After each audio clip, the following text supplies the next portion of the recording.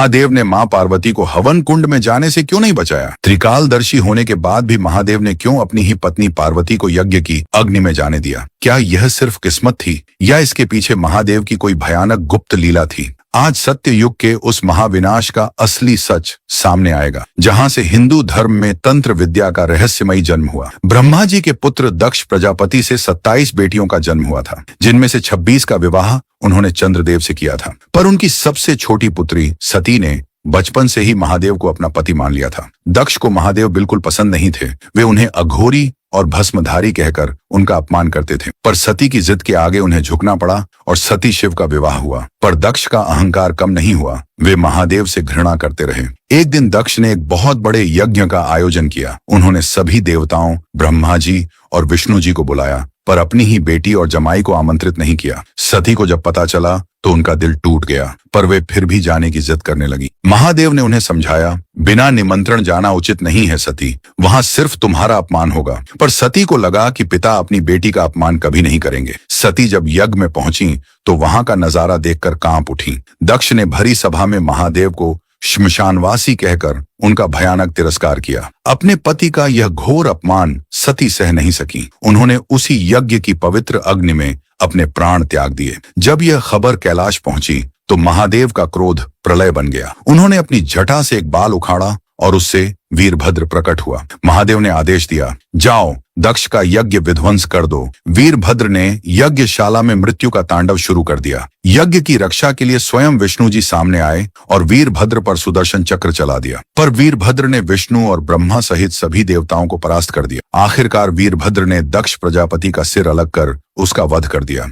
बाद में देवताओं और अर्षियों की प्रार्थना पर शिवजी ने दक्ष प्रजापति को बकरे का सिर लगाकर पुनर्जीवित कर दिया। लेकिन मां पार्वती के वियोग में शिवजी इतने व्याकुल हो गए कि वे पार्वती का मृत शरीर लेकर पूरे संसार में विलाप करने लगे। यही वह पल था जब सनातन धर्म में तंत्र विद्या का जन्म होने वाला था। विष्णु जी से महादेव की यह दशा देखी नहीं गई। तब उन्होंने अपने सुदर्शन चक्र से मां पार्वती के 51 अलग भाग किए और पृथ्वी पर 51 नए शक्तिपीठ बनाए। बाद में यही शक्ति स्थान तांत्रिक साधना के प्रमुख केंद्र बन गए। यहीं से जन्म हुआ शिवजी के तीसरे नेत्र का। सती के देहत्याग के बाद शिव गहन समाधि में चले गए थे। तारकासुर जानता था कि शिवजी को समाधि से उठाने की सामर्थ्य किसी देवता में नहीं है। उसी समय तारकासुर ने कठोर तप करके वरदान प्राप्त कर लिया कि उसका वध केवल शिवजी के पुत्र द्वारा ही हो सकता है। जब तक शिवजी का विवाह न हो और पुत्र न जन्म ले, तारकासुर का वध संभव नहीं था। उसने देवताओं को पराजित करना शुरू कर दिया। इंद्र सहित अनेक देवता भयभीत और परेशान हो गए।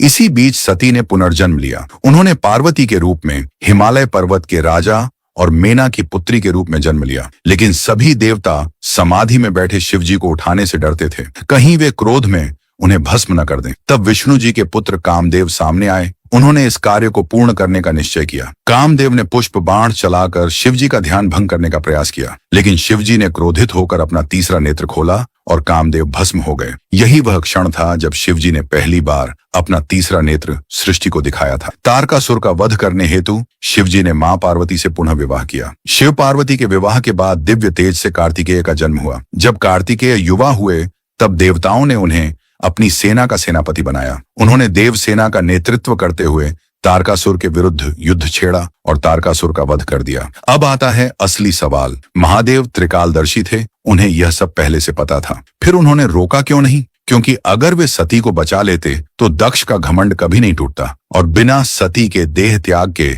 धरती पर तंत्र विद्या की शुरुआत कभी नहीं होती। अगर आपको महादेव की यह अनोखी लीला अच्छी लगी तो कमेंट में हर हर महादेव जरूर लिखें।